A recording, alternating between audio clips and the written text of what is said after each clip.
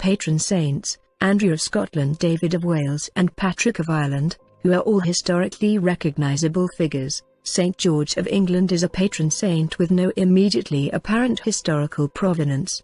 Apart from what seems to begin with 5th century folklore, most reference books relate that there are no contemporary or other historical documents relating to St. George. Under such circumstances, it is rather odd that George became not only the patron saint of England, but also of numerous other countries, orders and occupations. The most perplexing anomaly is that, although George rose to prominence in the saintly ranks, he was originally deemed personally unsuitable by the Vatican, and the written accounts of his life were prescribed by Pope Gelasius in AD 496. But why would Gelasius have denounced George as a known individual if he were mythical as so often supposed? Clearly, there was an aspect of George's character of which the Church did not approve, an aspect that was subsequently veiled and conveniently forgotten as the centuries passed.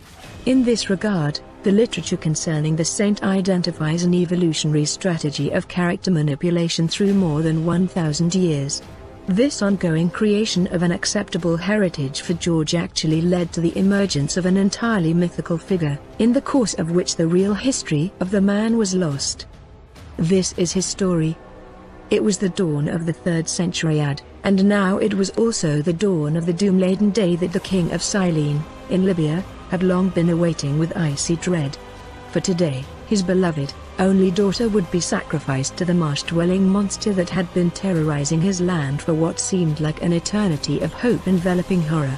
He could still recall with painful clarity this baleful beast's first appearance, a huge winged dragon with long, spiraling tail and olive-green, crocodilian scales, venturing forth from Cyllene's vast, unpenetrated swamplands many months ago, and choking the countryside with stifling, stench-laden clouds of poisonous vapor that blighted everything it embraced.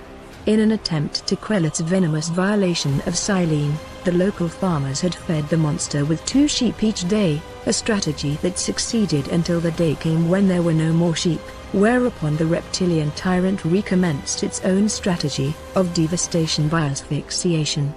That was when, with heavy heart and mortified soul, the king had finally agreed to the daily sacrifice of a child, in the hope of assuaging the dragon's wrath long enough for some miracle to deliver Cyllene from this animate abomination. The days, and the weeks, had fled by, and no miracle had appeared, until at last, the morning had come when it was now the turn of the king's own daughter, the fair Princess Alcyone, to be tied to a stark wooden stake at the swamp's perimeter and surrendered to the loathsome creature concealed within it. No one suspected that the miracle for which the king and everyone else in Cyllene had prayed so earnestly and for so long was about to occur. Bound upright to the stake, the princess had been standing there for only a few moments when her face grew ashen with fear, for she had heard the sounds of thunderous footsteps approaching ever nearer, assuredly the herald of her impending doom.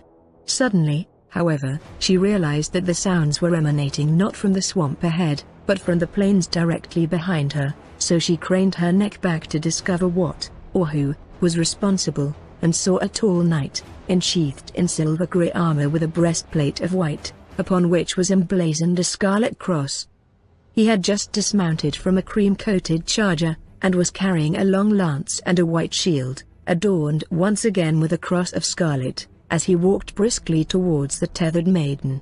It did not require much explanation from the princess to acquaint the knight fully with the situation, and he in turn wasted little time in lengthy accounts concerning himself. His name was George. He had grown up in Cappadocia, eastern Turkey, and had been a soldier in the Roman army before becoming converted to Christianity. Now he served under no one but God, spreading the Lord's word wherever he journeyed.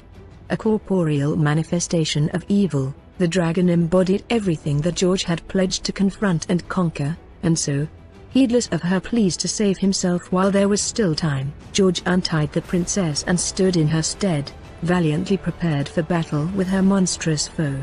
He did not have to wait long.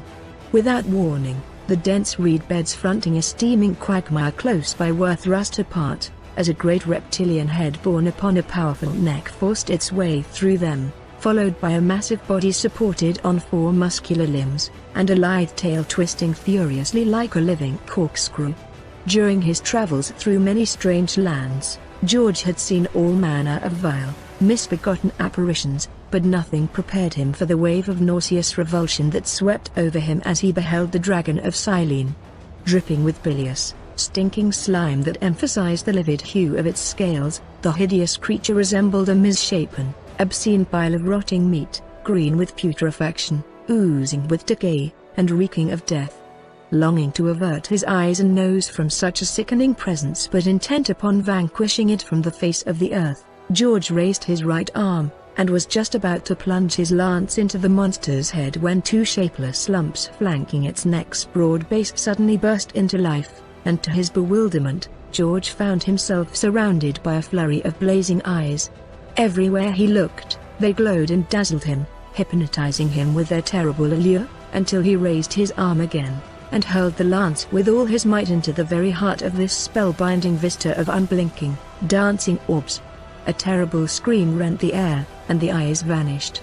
No longer mesmerized by their movement, the knight looked down, and there lay the dragon, still alive but mortally wounded, his great lance protruding through its upper jaw and into its throat. And over its body, like an ornate shroud, lay its immense wings, whose bright oscillated markings, resembling an array of brilliant A's, had so effectively bewitched George's vision.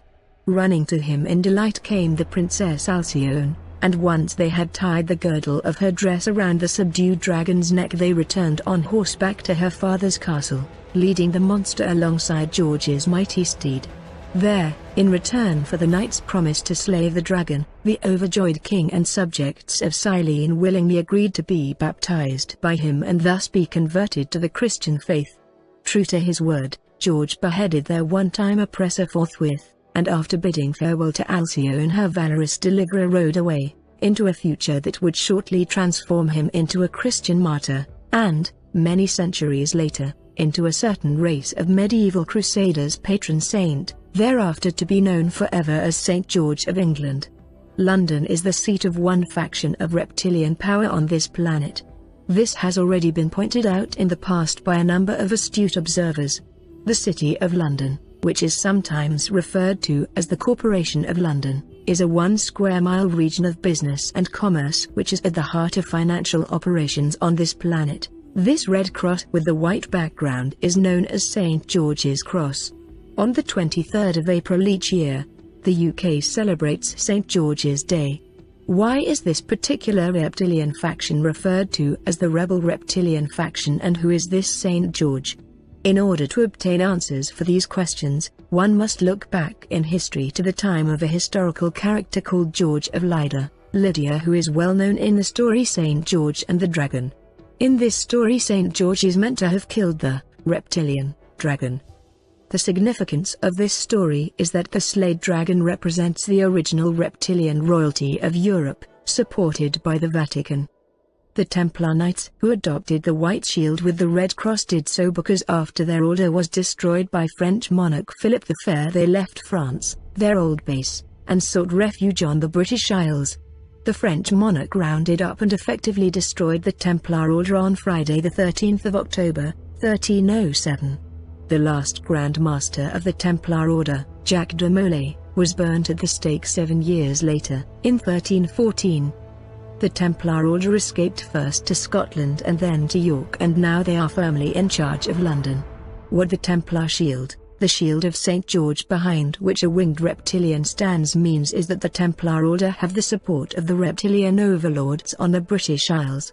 When you enter the City of London, that 1 square mile block of finance, from whichever direction, north, south, east, west, you find these statues of winged reptilians holding the shield of St. George.